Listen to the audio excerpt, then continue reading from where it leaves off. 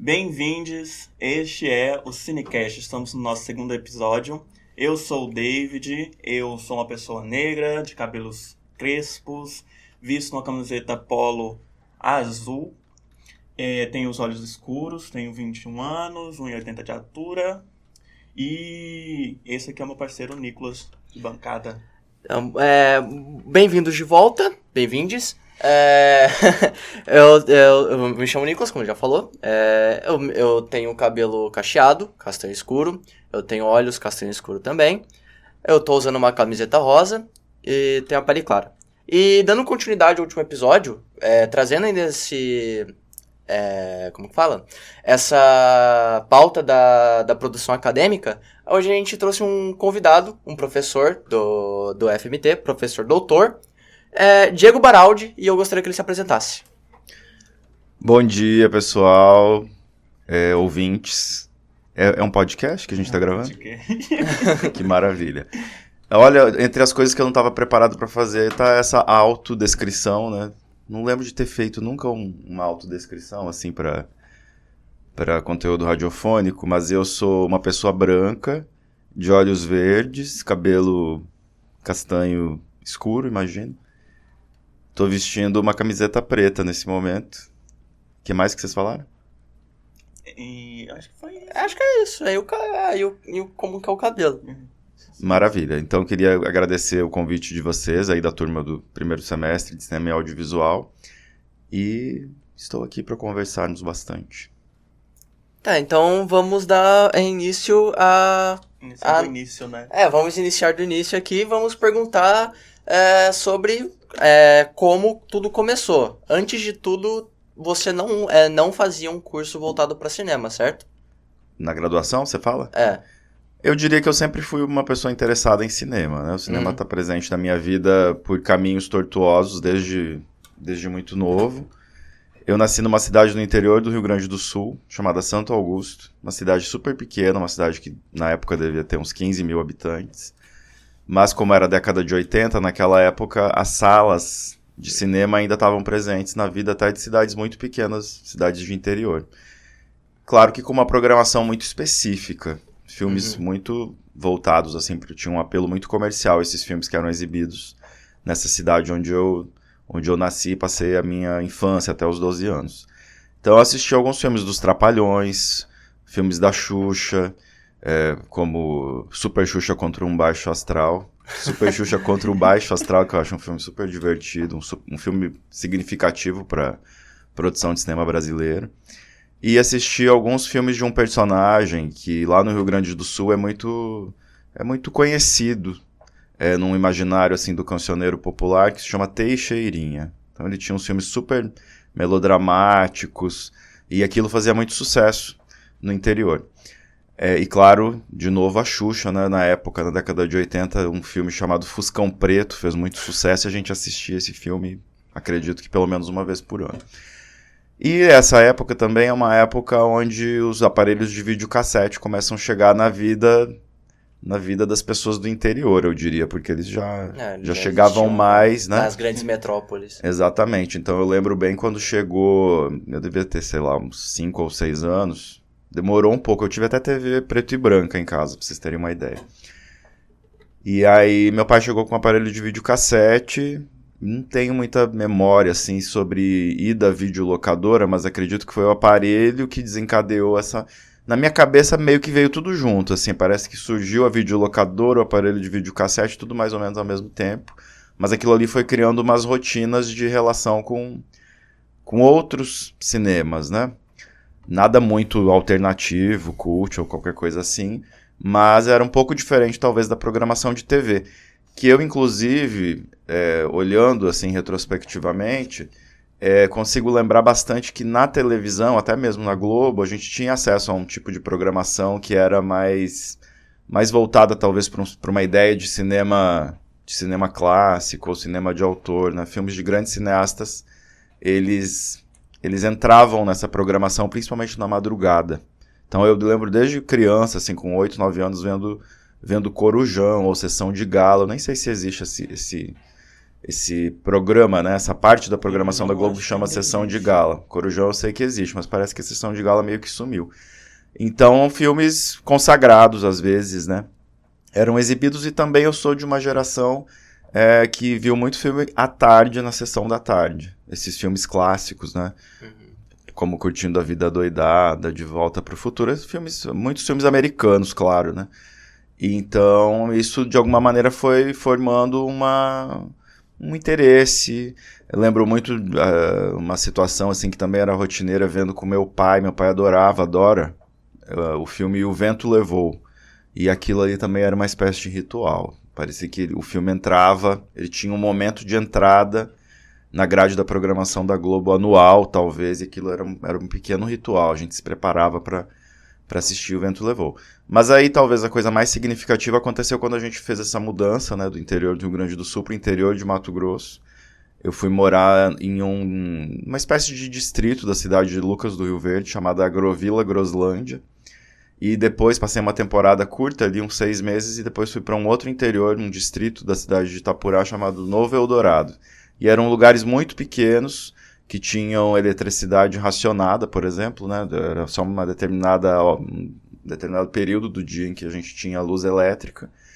E aí, o que era interessante é que nesse interior, mesmo sendo super interior, né, uma vila praticamente, é um lugar que me colocou em contato com essa coisa que foi a antena parabólica. Eu acho isso super significativo, porque na infância eu meio que estava bastante limitado a uma programação basicamente composta por conteúdo da Globo.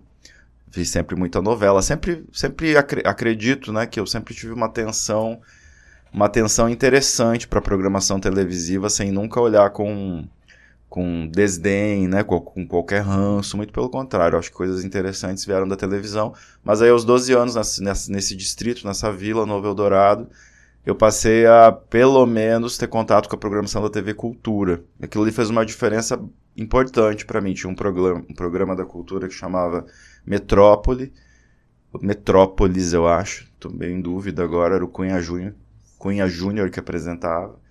E também tinha o Metrópole e o Vitrine. Será que era Vitrine? Agora eu tô com uma leve dúvida.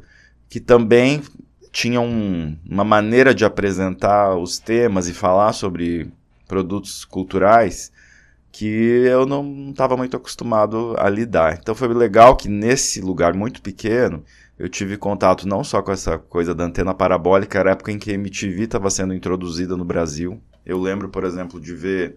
Eu gosto muito da Marina Lima, a cantora, né? Então eu lembro muito de ver muitas exibições do clipe Garota de Ipanema, supostamente foi o primeiro clipe exibido na MTV Brasil, e ver muita coisa. Eu era meio que fissurado nessa programação da TV Cultura, achava aquilo ali uma coisa mais sofisticada, né? Pelo menos para aquilo que eu estava acostumado. E também tive muito contato com o jornal, porque meus pais tiveram uma oportunidade de trabalho no interior, que foi de trabalhar numa cooperativa de grãos. Eles são contabilistas, né, os dois, e eles foram trabalhar para essa cooperativa, funcionários da cooperativa. E aí meu pai voltava do trabalho com uma coisa que até então não circulava, né, eu não manuseava jornal impresso, muito menos revista, talvez revista alguma coisa. Então era uma riqueza para aquilo que eu estava acostumado de informação a que eu tive acesso, que com certeza produziu um impacto na minha vida, né? Eu comecei a ler as críticas do Inácio Araújo, ler muita coisa da Isabela Boscov, né? Acho que isso certamente foi me interessando mais para esses aspectos que depois vieram a me levar à escolha do curso de comunicação. A gente vai dar uma paradinha agora e a gente já volta.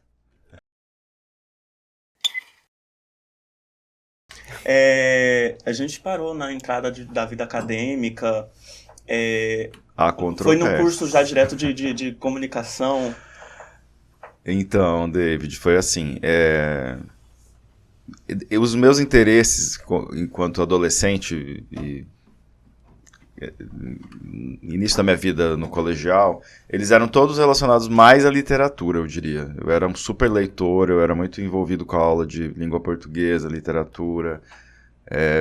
A sensação que eu tenho é que eu tenho muito claras ainda, eu tenho claros os conteúdos das aulas de literatura, por exemplo. Parece que é uma coisa que eu tenho para todo sempre. E eu tenho tias professoras. Então, de alguma maneira, meus pais contabilistas, sempre trabalhando com muito papel, essa coisa toda que eu falei de estar em contato com jornal, com revista e tal, então sempre muita leitura.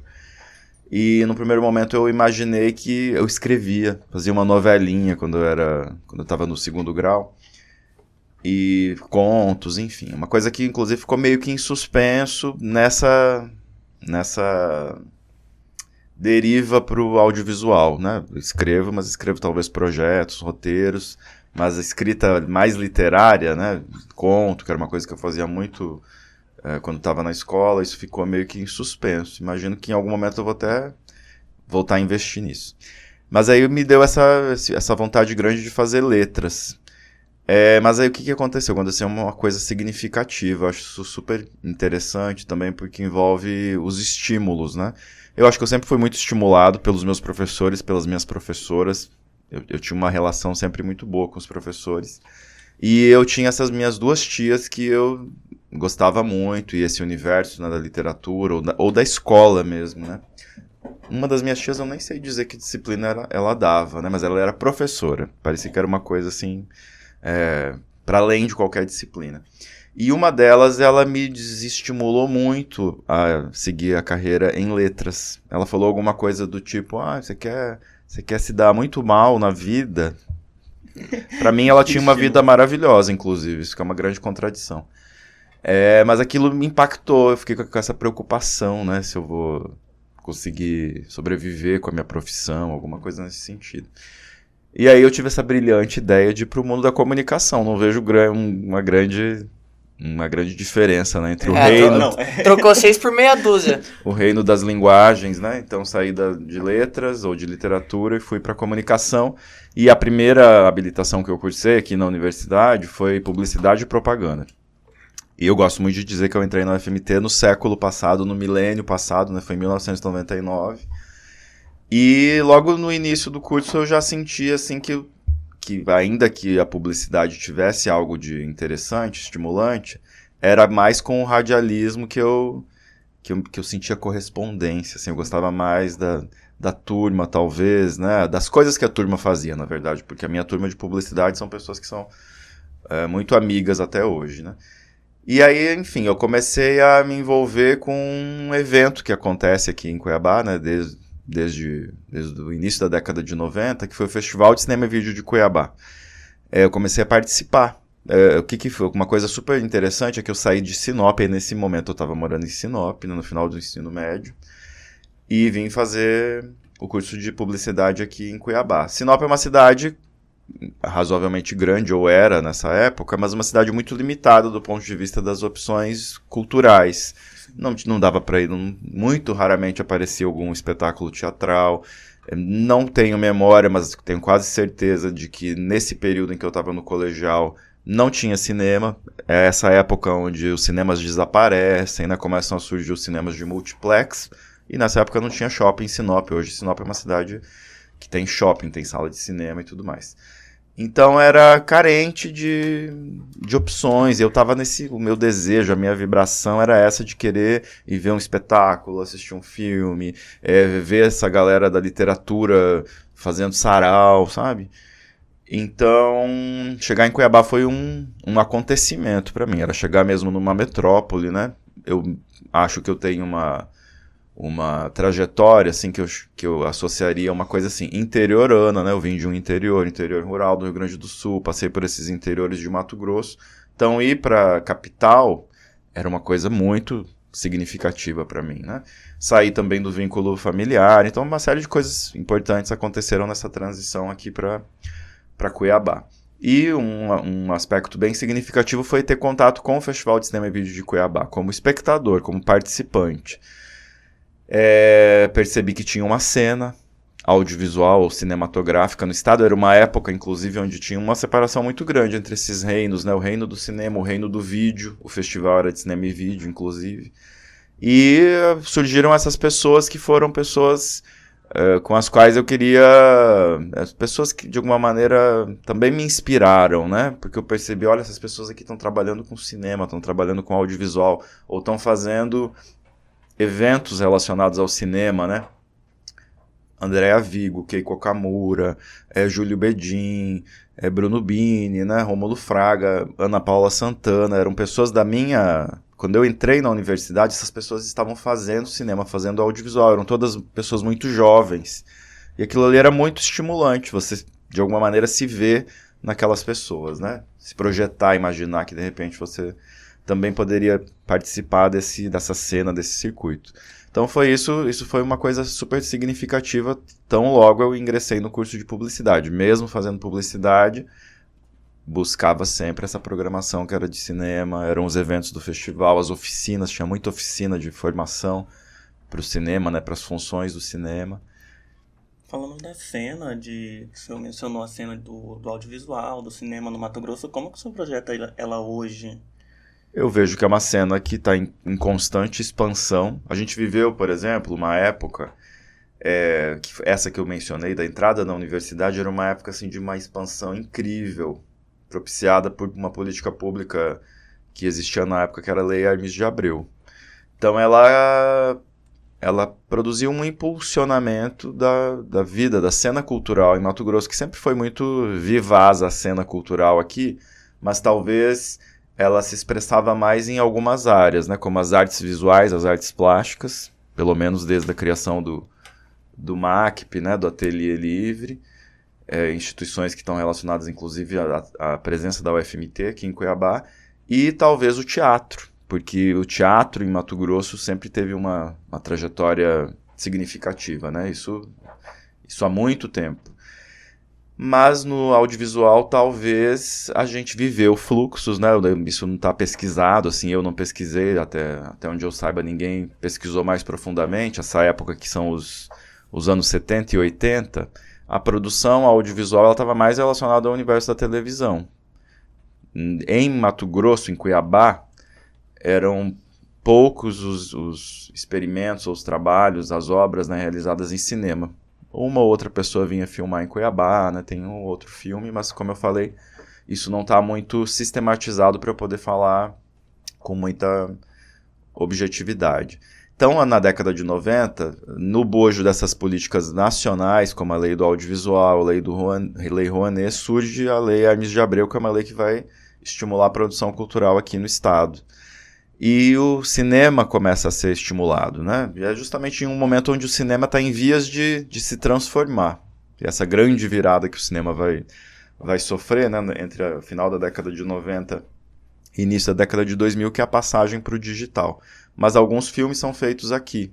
Inclusive, alguns longas-metragens são filmados em Mato Grosso, né?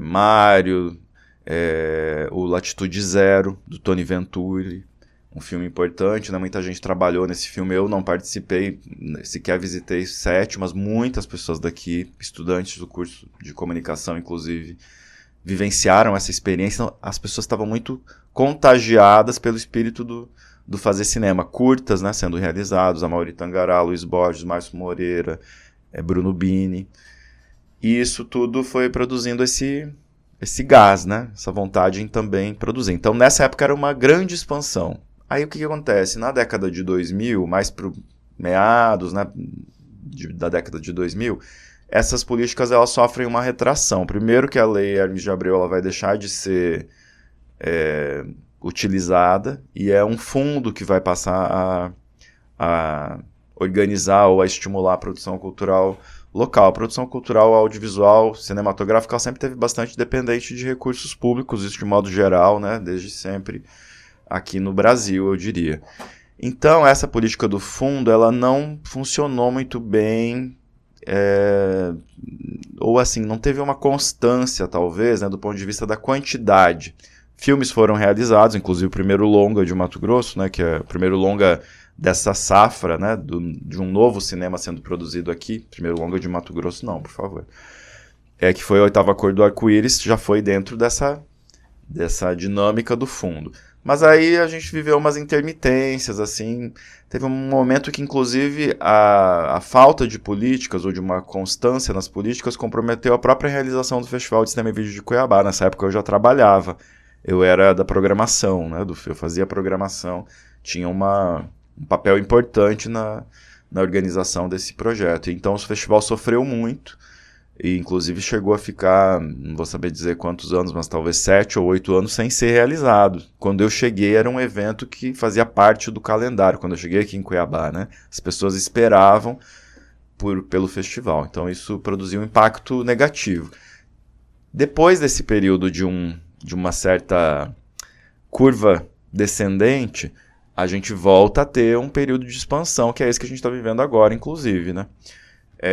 Onde novas políticas, novos editais, novas parcerias são feitas para que a produção audiovisual, para que haja algum impacto significativo na produção de audiovisual. E mais recentemente, por incrível que pareça, com a pandemia, né, que surgem também editais que vão mobilizar uma produção grande de curtas-metragens, né, de ficções, de documentários, e a gente está agora na expectativa de que haja continuidade dessas políticas de fomento, como a Lei Aldir Blanc, a Lei Paulo Gustavo, que certamente vão impactar muito nessa contínua expansão. A cena audiovisual aqui em Mato Grosso, ela está numa abertura, né? Ela está se ampliando. Nessa coisa de políticas públicas, o senhor é secretário da MTCine.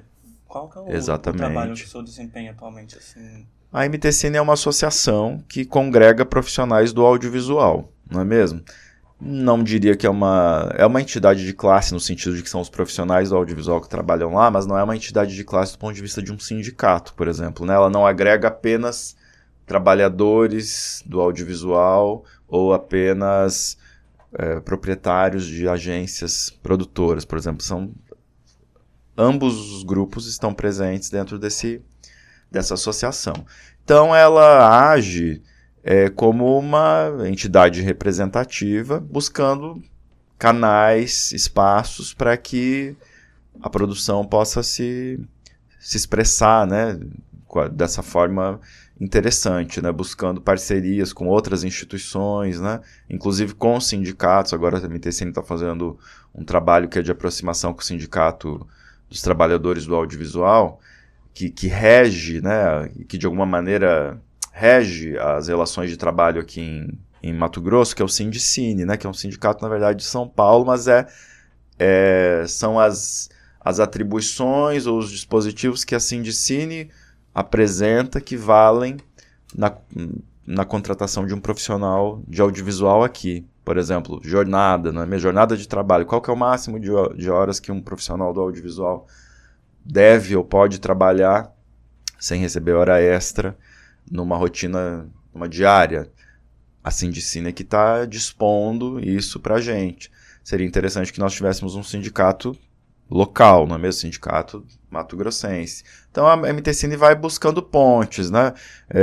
Film Commission, né, que é um projeto de muito tempo aqui em Mato Grosso, né? Organizar espaços, cenários, locações, para que quando uma empresa de fora de Mato Grosso venha gravar aqui, algo fique, né? Venha algum tipo de treinamento, ou tem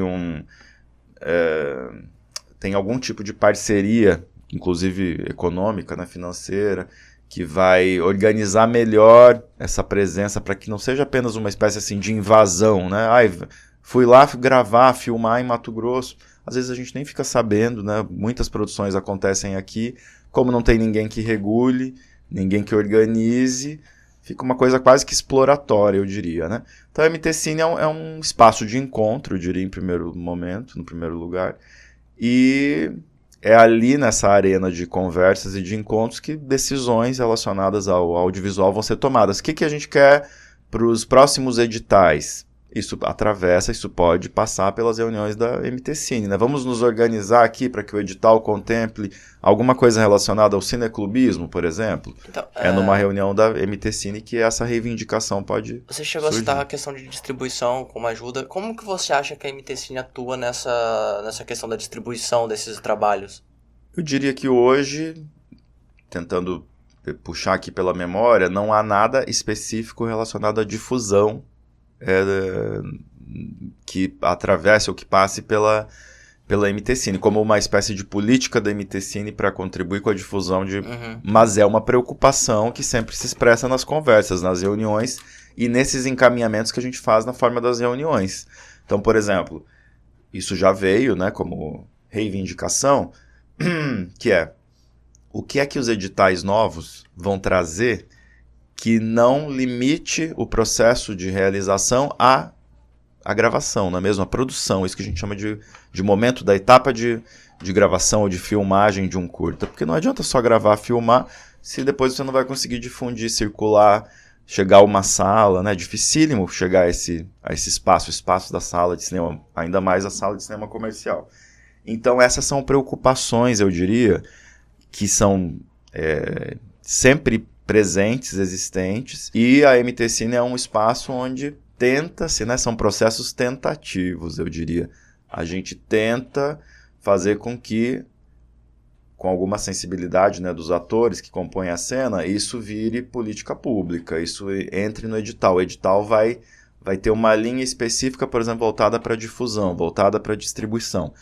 Esse seria um super impacto de uma reivindicação trazida pelos profissionais do audiovisual que se encontram na MT-Cine e em outros espaços deliberativos que existem aqui no Estado, como Fórum de Cultura, não é mesmo? Há outras arenas que também, como a MT-Cine, visam contribuir para esse trabalho, que é um trabalho de aperfeiçoamento das relações de trabalho, das políticas públicas, não é mesmo? Porque se não tiver pressão, o funcionário lá que trabalha na agência vai ser explorado para trabalhar 15 horas. Se não tiver pressão, o edital vai ser sempre no mesmo modelo que só contempla realizadores que já gravam há muito tempo, não tem nada que estimule novos realizadores. Então, a MT-Cine é esse espaço de encontro, de diálogo, para que as pessoas que participam da cena possam atuar para que a cena se aperfeiçoe, acolha, né? Por exemplo, uma questão importante, né, relacionada aos editais são as políticas que eu chamaria, né, de acessibilidade, um percentual nos editais voltados para pessoas negras, voltados para mulheres, enfim. O último edital, inclusive, da Lei Aldir Blanc, tinha questões relacionadas à acessibilidade, né, a presença de pessoas que têm alguma dificuldade motora, né, vai ter uma pontuação a mais. Então, tudo isso é significativo, mas não é gratuito, não apareceu do nada, né? São pressões, são reivindicações que vêm nesses espaços de representatividade. Um desses espaços é a MT-Cine. Qualquer pessoa, qualquer profissional do audiovisual, inclusive os estudantes, podem participar dessa arena.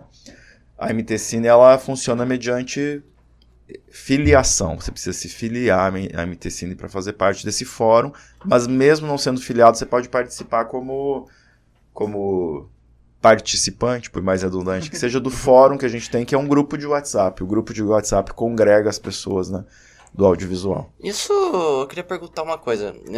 Por enquanto você tá falando, a gente vê pela conversa assim que você tem você puxa muito para essa parte mais de documental da coisa, de trabalhar com a questão de participar das políticas públicas, esse tipo de coisa. Mas eu queria te perguntar quanto a quesito de produção mesmo. Recentemente você foi indicado ao Festival Visões Periféricas, não só indicado, como você venceu com o filme Ana Rúbia. E como foi gravar o filme? Qual foi a experiência com esse trabalho? A experiência com a produção mesmo, tirando essa parte mais documental da coisa de trabalhar com políticas públicas, com o próprio... a própria parte acadêmica de ensinar, mas a produção mesmo do filme. Olha, esse projeto, primeiro que não sou eu, não é mesmo? Não é um projeto de um eu, é um projeto de um nós, né? Um projeto nós falamos sobre esse assunto, esse tema, para nós ou para uma audiência maior que a gente pretende atingir. Esse projeto é um projeto que envolve muitas pessoas, não é mesmo? Essa coisa de a gente ver depois lá dirigido por... não representa muito bem o que são certos processos no audiovisual. Mas ele também já expressa alguma coisa, porque nesse caso é dirigido por Diego Baraldi e Iris Alves Lacerda. Então já é uma direção de duas pessoas, não é mesmo? Não é um único gênio criativo que está assinando essa direção. E Iris é uma pessoa que eu conheci aqui no curso de comunicação social.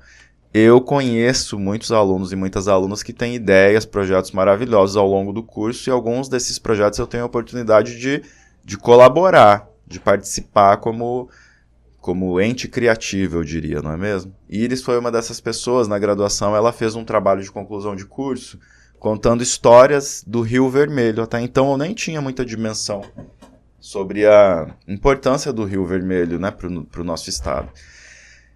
E lembro até, assim, das conversas iniciais, aquela surpresa quando surge um tema novo, né, pensando assim, mas vai ser uma coisa mais ambiental, né, um conteúdo voltado para a educação ambiental? Sim, mas sobretudo falando sobre memória, inclusive memória cinematográfica, né, porque o Rio Vermelho foi um dos rios por onde a Comissão Rondon se deslocou para chegar a certos lugares, né, no Brasil, trazendo consigo, por exemplo, as equipes de filmagem, não é mesmo? Que filmaram essas interações que a comissão estabeleceu, por exemplo, com pessoas indígenas na década de 10, na década de 20, né? Então, alguns filmes primeiros, talvez, assim, do documentário brasileiro e mundial, foram feitos pelo nosso Major Thomas Reis, né? Que era um dos participantes da Comissão Rondon. Então, de alguma maneira, isso era um aspecto que eu não tinha muita consciência. É aquela coisa que eu gosto, né? A gente vai tendo consciência sobre coisas que a gente não tem tanta consciência assim, né? Então, Ana Rúbia, ou melhor, Meu Rio Vermelho, foi esse projeto que nos aproximou. E levou a esse primeiro curta, que foi um curta que teve uma trajetória incrível, surpreendente.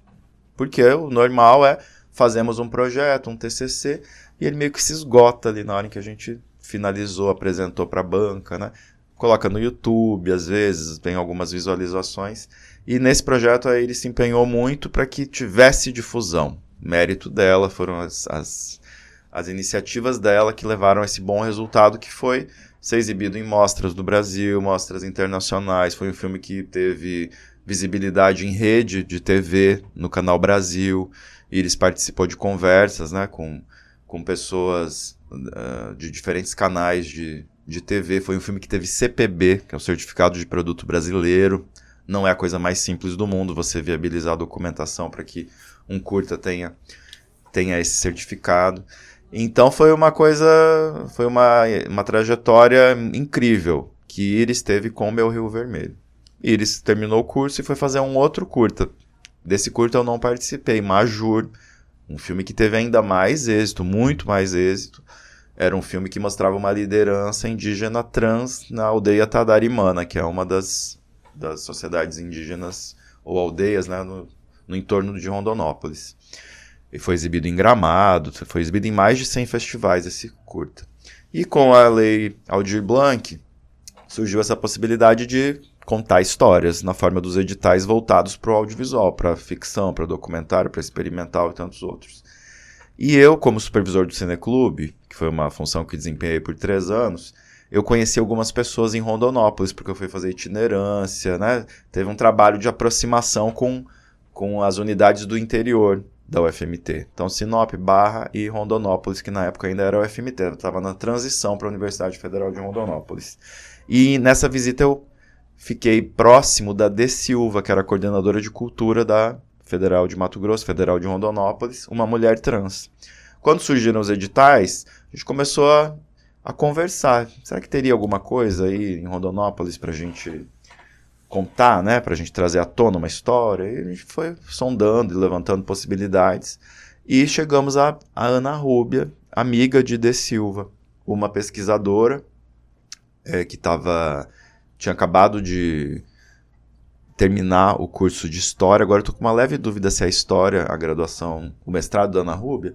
E nesse mestrado ela tinha feito uma dissertação trazendo aspectos, né, alguns deles bem difíceis, que pessoas trans, no presente do trabalho, né, lembravam sobre as rotinas da escola. Então, os dilemas, as dificuldades, né, a falta de apoio dos professores, principalmente, né, e de todo o conjunto ali de atores que envolvem o universo escolar.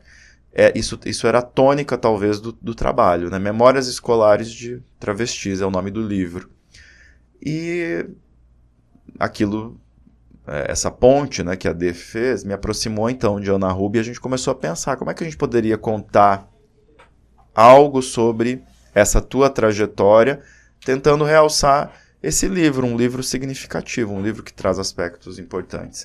Acabou que nessa relação, nesse processo que foi um processo compartilhado, eu diria, eu e Ana Rubia, no momento inicial, construindo uma ideia de roteiro, a gente foi mudando um pouco a centralidade, né? Que é, vamos também colocar em cena aspectos da tua vida que talvez não tão rotineiramente apareçam em um filme que se interessa por pessoas trans, onde pessoas trans são protagonistas, né? Então era mostrá-la em situações cotidianas, interagindo com pessoas, mostrando que ela tem uma vida, entre outras coisas, normal, uma vida assim, uma vida como qualquer outra, não é mesmo? E claro, contemplando esse aspecto bastante interessante que é essa atuação dela junto com pessoas trans ou travestis. Então, Ana Rúbia mais ou menos foi esse processo que aproximou eu, Ana Rúbia, D. Silva, e aí, nesse momento de confecção mesmo do projeto, sabendo que Iris mora em Rondonópolis, eu falei, Iris, a gente está começando esse projeto, você não toparia integrar a nossa equipe? Inclusive com ferramental, né? Iris tem alguns equipamentos de gravação, enfim, ela tem um kit. E eram editais, né, razoavelmente de uma verba limitada. E a presença da Iris ajudou muito nessa coisa que foi infraestrutural no primeiro momento. Claro, com certeza, vou participar, pode contar comigo. Então, logo o projeto foi aprovado, para nossa alegria. E Iris passa a entrar já em outros termos, né? Aí, já tendo o projeto, a gente começa a pensar como é que a gente vai fazer mesmo. E tinha uma urgência, né? Que era a urgência de gravar, tinha que resolver tudo em 4 meses no primeiro momento. Depois isso se expandiu para mais de um ano.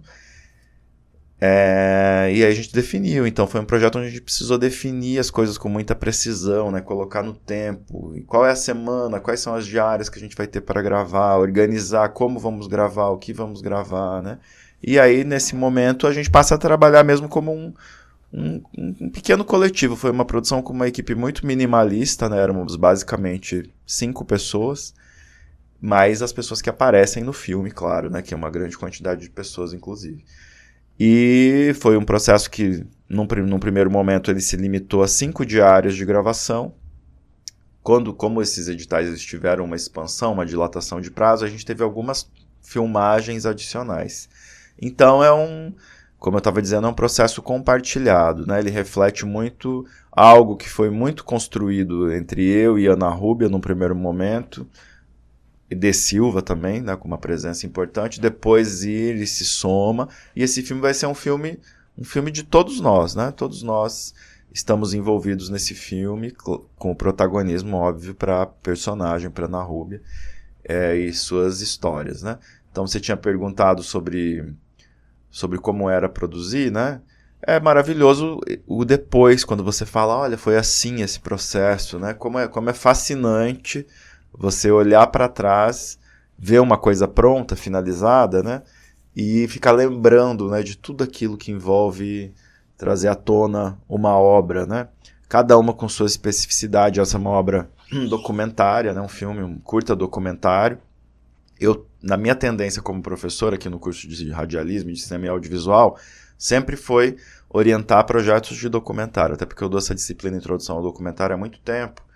Não que eu não seja uma pessoa interessada pela ficção, mas são aspectos do documentário que tem me envolvido mais, talvez, né? Então foi uma ótima oportunidade para eu estar pela primeira vez, mas também, mesmo sendo compartilhado, com um protagonismo maior, talvez, nessa instância de pensar, planejar, idealizar, organizar, participar de todas essas etapas, né, da realização de um projeto ou de um produto documentário. A questão dele participar bastante do documentário, eu acho que é algo que dava para perceber bastante pela conversa, que ele disse que gostava muito de ler a parte mais crítica, os jornais. Então, é uma jornada que você vê que vai voltando mais para essa parte, não só documental, de trabalhar com documentos, mas tentar documentar as coisas mesmo com a produção. Ainda, só para não deixar passar isso, que a minha leitura não associe de imediato documentário a documento, que é uma coisa, por exemplo, nós não tivemos oportunidade, né, como professores e alunos, de conversar sobre isso. Então, para mim, por exemplo, documentário não é documento, documentário é um tipo de produção de obra audiovisual onde nós, entre outras coisas, criamos, inventamos, né, trazemos à tona histórias mais ou menos encenadas. Às vezes a Ana Rubia é um curta que tem muita situação que eu chamaria assim, mais encenada, não é mesmo? Não é que assim, estávamos lá com uma câmera e registramos alguma coisa que aconteceria independente da câmera. Muito pelo contrário, muita coisa só existe porque imaginamos, pensamos, planejamos, né? Então, sempre realço esse aspecto construído, inventado, né? Que não faz com que um filme seja menos documentário, muito pelo contrário. Talvez seja justamente o que marca, né, os filmes documentários, esse grau de invenção, de criação, de criatividade, de construção de cena. Vai encerrar ou vai... Vai encerrar porque não temos mais tempo. Pode fazer mais uma pergunta? Então, é só na questão, no quesito de pensar em difusão e relacionar isso a produções acadêmicas que a gente tem. Como que é possível a gente difundir essas produções, assim, no Mato Grosso, falando no aspecto de Mato Grosso? Eu tenho me preocupado nesses últimos anos, acho que pelo menos nos últimos 7 anos, em retomar uma coisa que eu fiz na graduação e no mestrado, que foi pensar a produção audiovisual mato-grossense. Eu passei um tempo menos interessado, talvez, na produção audiovisual, tanto do ponto de vista da pesquisa como da realização, estava bem afastado da realização, a não ser nessas situações de orientação. E depois de 2015 eu passo a me relacionar mais com essa instância, que é a instância da realização, e orientando projetos que tinham esse viés bem prático, né? Um desejo de fazer documentário, de fazer circular e tal, da parte dos alunos, né? Orientando alunos, eu quero dizer. Então, a difusão é uma coisa que também me começou a me preocupar do ponto de vista dos circuitos de exibição, porque eu exibo filmes aqui em Cuiabá, pelo menos desde 2003 com o Festival de Cinema e Vídeo de Cuiabá. Então, passei alguns anos com o festival e desde 2007 eu tenho uma iniciativa própria envolvendo difusão, exibição, que se expressou no projeto Imagens em Pauta, 10 anos consecutivos no Sesc Arsenal, exibindo filmes sempre às terças-feiras, geralmente de março a outubro, de abril a novembro, e depois virou o projeto Encontros com Cinema, no mesmo horário, no mesmo dia da semana, terça-feira, mas agora no Cine Teatro Cuiabá. Então, desde 2007, ininterruptamente, com exceção do período da pandemia, que a gente mudou um pouco a atividade, né? Era compartilhamento de filmes, eu exibo filmes aqui em Cuiabá. É uma atividade na qual eu me reconheço muito, essa atividade de programador, de exibidor, né? De uma pessoa que age em prol da difusão de audiovisuais, inclusive de audiovisuais brasileiros. Mas por um bom tempo eu fiquei distante da difusão de audiovisuais mato-grossenses. Foi o Festival de Cinema e Vídeo, que era um projeto que tinha muito esse trabalho, né, dar visibilidade para a produção local, mas eu passei 10 anos de Imagens em Pauta no Sesc só exibindo filme que era europeu, era asiático, era filme brasileiro mesmo, mas não lembro, não sei se eu exibi em algum momento algum filme mato-grossense. Parecia que eu já fazia isso em outras atividades, que era ou na pesquisa, ou no trabalho com o festival. Quando eu fui para o Cine Teatro, já no primeiro ano a gente já tinha MT Cine, inclusive, Aline Van Pape, Carolina Araújo, Keiko Kamura, eram pessoas que sempre estiveram muito próximas, e a gente considerou que seria importante a gente estar ali no centro da cidade, talvez mostrando para as pessoas que têm pouquíssima consciência, a maioria das pessoas tem pouquíssima consciência da existência dos audiovisuais mato-grossenses, né? Desses filmes, desses vídeos, dessa produção, porque ela não circula, né? Ninguém viu na sala de cinema, não exibe na TV, uma coisa ou outra. Então a gente começa a fazer essa sessão Realizadores de Mato Grosso. Acho que ela começou há mais ou menos uns 6 ou 7 anos, e ela é uma atividade que tem se mantido com bastante intensidade, né? A gente tem se esforçado bastante para nessas atividades receber os realizadores, conversar, fazer com que as pessoas tenham, né, percebam que Mato Grosso é, como eu falo, né? Teve um lema que a gente fez para o Cineclube no meu primeiro ano de trabalho lá de supervisor, foi Mato Grosso, lugar de cinema é aqui. O lema, na verdade, era lugar de cinema é aqui, mas tinha um mapa de Mato Grosso no fundo desse slogan, e tinha um pontinho no mapa que era o Cineclube Cochupanés da UFMT. Tinha acabado de completar 40 anos. Então, realçar isso é importante. Nós estamos no curso de Cinema e Audiovisual da UFMT, eu sou uma das pessoas responsáveis pelo desenho desse curso, e por incrível que pareça, não tem disciplina relacionada ao audiovisual, ao cinema de Mato Grosso. Uma falha terrível que com certeza agora a gente vai tentar ajustar na revisão, né, no novo PPC do curso, para que os alunos desde o início do curso também tenham que lidar com esse repertório de imagens e sons que foram feitos aqui ou que se relacionam com o estado, né? Senão a gente fica muito deslocado, desconectado, né? Onde é que eu estou fazendo cinema? Onde é que eu quero fazer cinema? Que história esse lugar tem aqui dentro de uma trajetória do cinema brasileiro, pelo menos, né?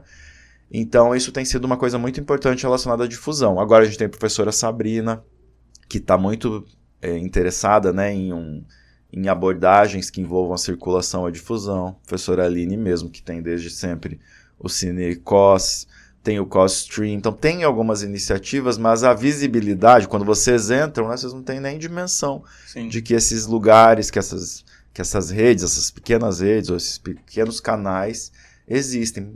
É um trabalho de travar contato, divulgar, né, difundir mais. Sempre é surpreendente quando a gente chega num lugar, mas Mato Grosso, cinema, né? Agora mesmo Visões Periféricas que vocês falaram, para mim foi super significativa essa edição do festival, porque além de 4 curtas de Mato Grosso que estavam no festival, 2 exibidos fora da competição, na plataforma Itaú Cultural Play, né? Filme da Jade Rainha e filme da Juliana Segovia. E 2 em competição, que eram o meu filme com a Iris e o filme do Ronaldo Adriano, uma ficção lá de Alta Floresta.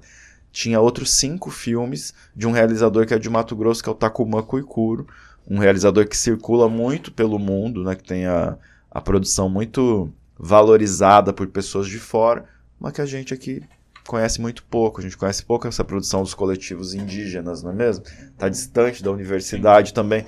Takuma Kuikuro, fui lá conversar com ele.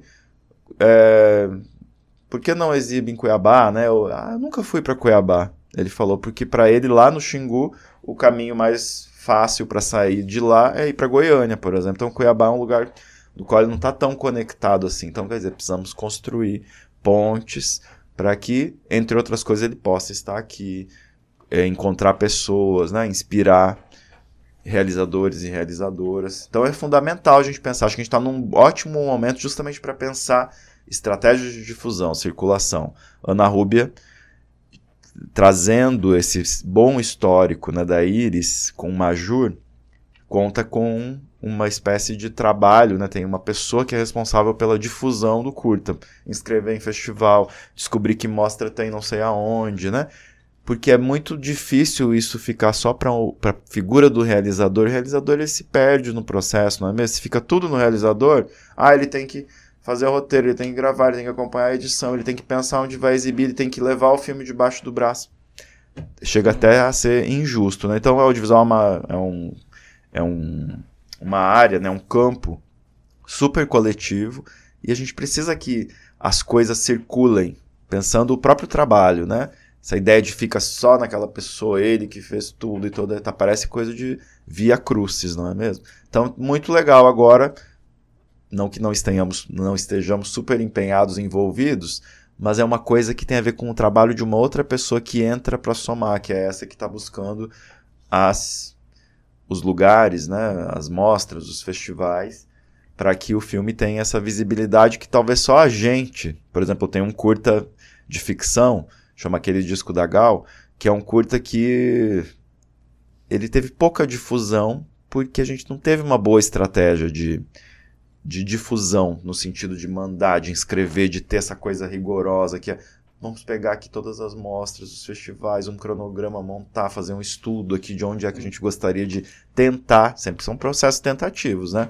Não é inscrever e ser exibido. Então, fico vendo vocês agora, entram já nesse contexto onde há que se saber que há possibilidades, há canais, eu faço o meu pequeno experimento, de repente eu já mando para uma mostra do filme livre, tem esse festival aqui universitário que acolhe a maior parte dos filmes que são inscritos, e de repente você está fazendo um pequeno circuito de...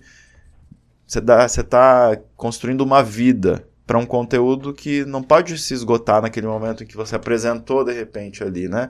Esse trabalho de disciplina mobilizou todos nós aqui, ficou maravilhoso, apresentamos, aplaudimos e acabou por ali. Ou só exibiu na Mauau, por exemplo, né? Que é um espaço super importante que a gente tem aqui para difundir, inclusive, a produção universitária. Então eu só vejo possibilidades, ótimas possibilidades para vocês que estão entrando agora, mas nenhuma delas não envolve não fazer tudo o que é possível para participar, não é mesmo? Não é uma coisa assim que vai acontecer por osmose, envolve muita ação, precisamos estar o tempo inteiro agindo, atuando, tentando entrar, tentando participar, conquistar esse lugar aqui, um edital que de repente contemple até a produção universitária, né? Quem é que vai propor isso? Provavelmente não são os donos das produtoras, não é mesmo? Quem é que vai pedir por menos horas, né, por jornadas menos exaustivas? Não vão ser os sócios das agências de audiovisual. Então, precisamos fazer parte, tomar parte e ir fazendo com que essa história, eu imagino, né, essa história precisa avançar no sentido de cada vez contemplar mais pessoas, de ter políticas que acolham uma heterogeneidade de pautas, né, de projetos.